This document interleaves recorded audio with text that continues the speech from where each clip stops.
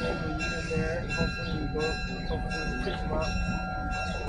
They won't be working out.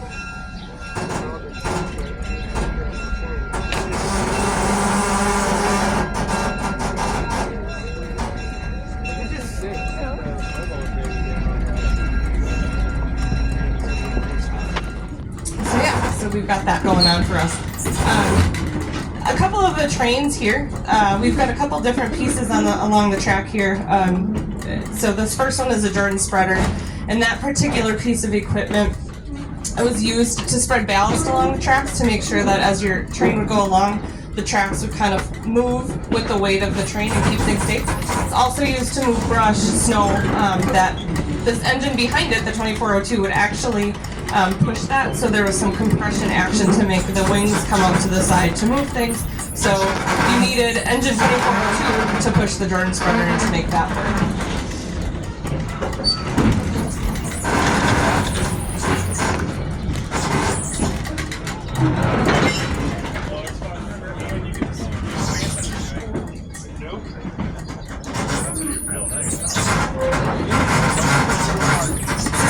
I've been very excited to be talking about this season. So last year, May 2nd, we broke ground on this expansion that you see here. We've made quite the progress.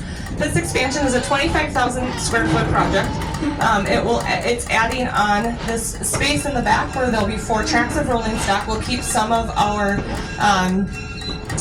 we're going to have like a military type exhibit, so you'll see us move our 40 and 8 boxcar in there. We're working on restoring our Dome Diner currently, so that will eventually get moved in there when it's completed. And then there's some other pieces that'll be in there. There's a mezzanine up there. I actually took a walk out on it this morning and saw the sunrise, and it was absolutely stunning.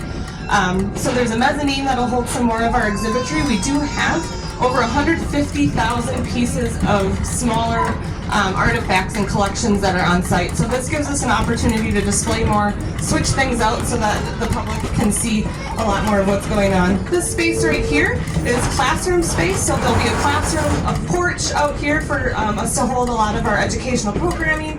This lovely terrace will be here, so we'll have some picnic areas that you can enjoy lunch and some time out there. And I did say we're a nationally ongoing funding from the federal government or the state government. So we do depend on your admission, your memberships, and your donations. So if you have done any of those, which you obviously have because you're here, we thank you very much for all of that. It's very appreciated. So if you have any other questions about that expansion, please don't hesitate to let me know. We're extremely excited to open that up. We're hoping to open it up in this fall. So very excited.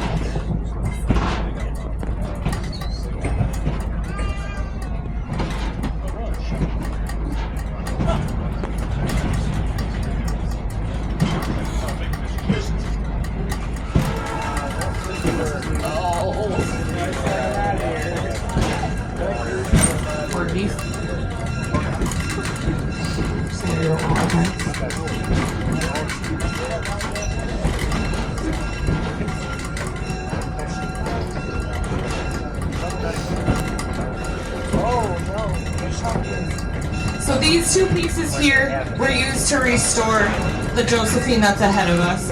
Often when we're doing our restorations, it takes us doing a lot of research and accumulating of other pieces and other locomotives that are similar or relative to get our other locomotives back to what they would have been historically. So these 2 pieces are now actually used for Terror on the Fox, so they're kind of frightening on the inside, but they were used for that.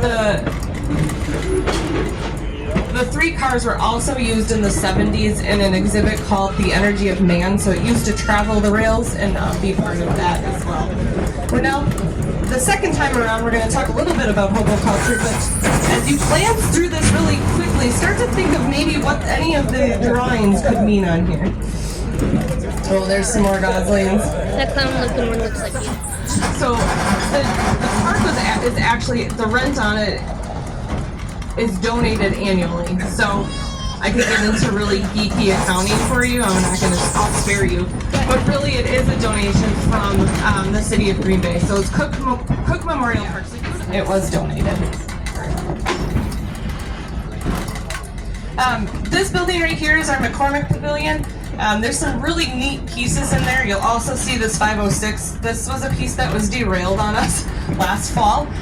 We were trying to do some reorganizing within McCormick to do a timeline of the last lap around. I told you a little bit about Josephine ahead of us. Which railroad was Josephine from? Reading Railroad. Which board game had the Reading Railroad?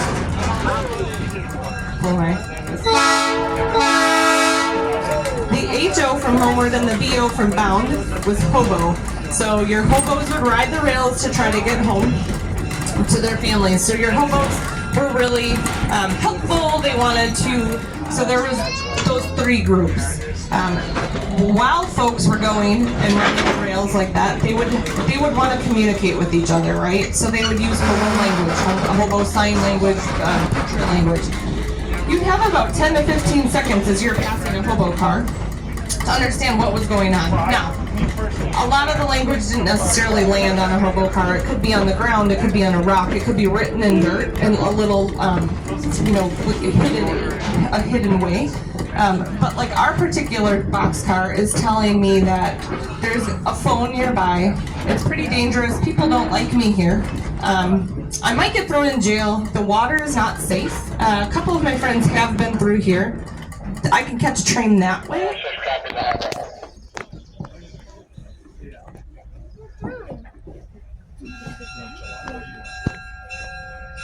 Do you see those little goslings learning to swim in there in the little creek? So cute. They leave a mess in our parking lot though. So once again, I want to take an opportunity to thank you for visiting the National Railroad Museum. I also want to take an opportunity to wish all of the moms on the train a happy Mother's Day. So you guys all deserve it, and I'm glad that you could make the trip.